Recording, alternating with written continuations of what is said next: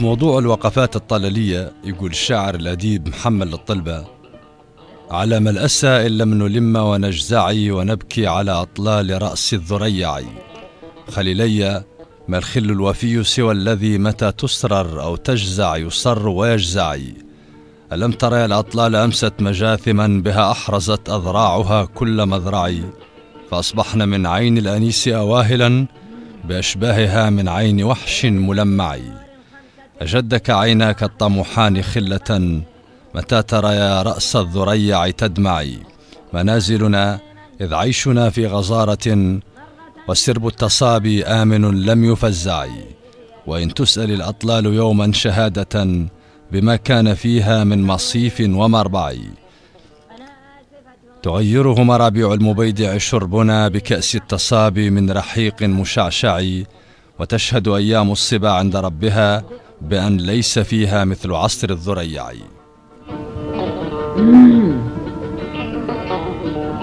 لم أعد أخدع يا سيدتي بالحديث. ومحمد الطلبة هون في هذه القطعة يتناول موضوع الأطلال، وتظهر عنده قيمة الوقفات الطلالية مباشرة في مطلع القصيدة: على ما الأسى إن لم نلم ونجزعي ونبكي على أطلال رأس الذريع. والشاعر هون يبكي طلل معين يعرفه في زمن ماضي، يوقف مولي الشاعر وقفة طلالية ثانية يظهر فيها حنين التراب، يعرف فصلا من قال: ألم ترى الأطلال أمست مجاثما بها أحرزت أذراعها كل مذرعي. قيمة الأطلال عند الشاعر مرتبطة بزمن معين يعرفها الشاعر فيه وبناس كانت تنزل ذيك المرحان. وذا واضح في قول ولد الطلبة: منازلنا إذ عيشنا في غزارة وسرب التصابي آمن لم يفزعي. وإن تسأل الأطلال يوما شهادة بما كان فيها من مصيف ومربعي. وفي موضوع الوقفات الطلالية مولي يقولوا لسعيد عبد الجليل: حد كسر لي ذا التو قطار الدمع لدار مبطار. حق ذاك على قد عار يقدر يكسر حد تواسيه. غير قطار الدمع لدار مبطار بلا قرضي فيه هلا حد يحجل لي شي. في مبطار أخلاقي تبقيه ويتم الدمع لا يمشي وحده ما هان المشي. والسعيد عبد الجليل هون يتناول موضوع الوقفات الطلالية بشكل واضح من ينقال: حد كسر لي ذا التو قطار الدمع لدار مبطار.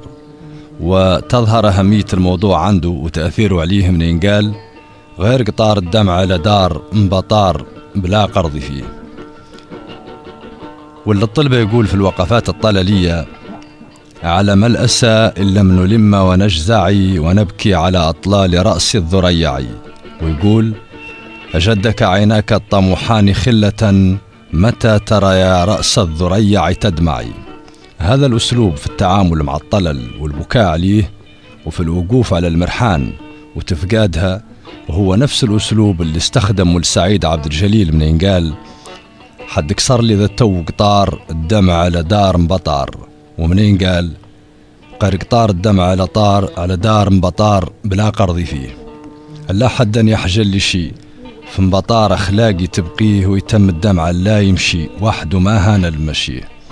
وهون يعود الشاعرين تناولوا موضوع الوقفات الطلالية بنفس الطريقة وبنفس الأسلوب.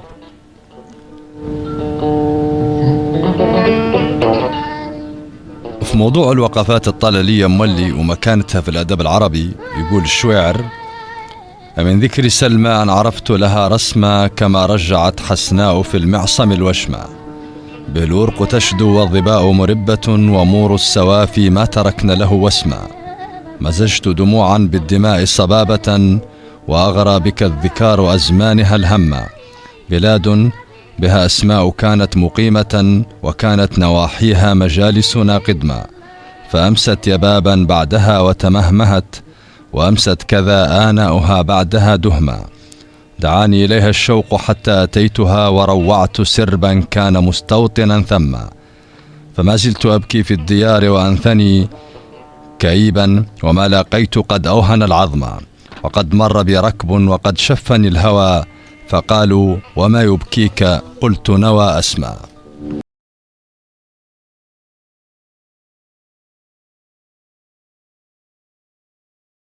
عرفتك من عامين ينبوع طيبة.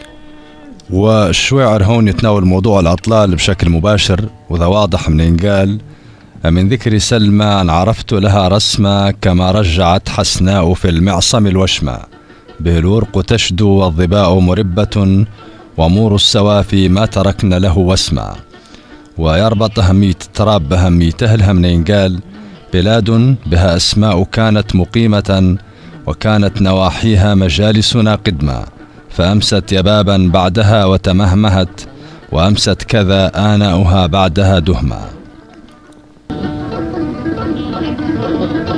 عامين ينبوع طيبة ووجها بسيطا، كان وجهي المفضلا ووجها بسيطا كان وجهي. في موضوع الوقفات الطلالية وأهميتها عند الشعراء يقول عابدين والتقي: قاع اللي عاقب ظهرك ذاك عدتي كيف الما قط وطاك، حد عدتي قلبد خنهاك يا الدار وخلوة من الأعمار.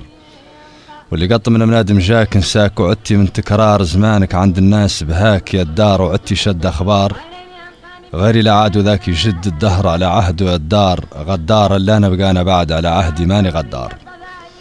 وعابدين والتقي هون يتناول موضوع الأطلال بشكل مباشر، ويرسم عينة من الوقفات الطلالية من إنقال: قاع اللي عاقب ظهرك ذاك عدتي كيف الما قط وطاك، حد عدتي قلبد خنهاك يا الدار وخلوة من الأعمار.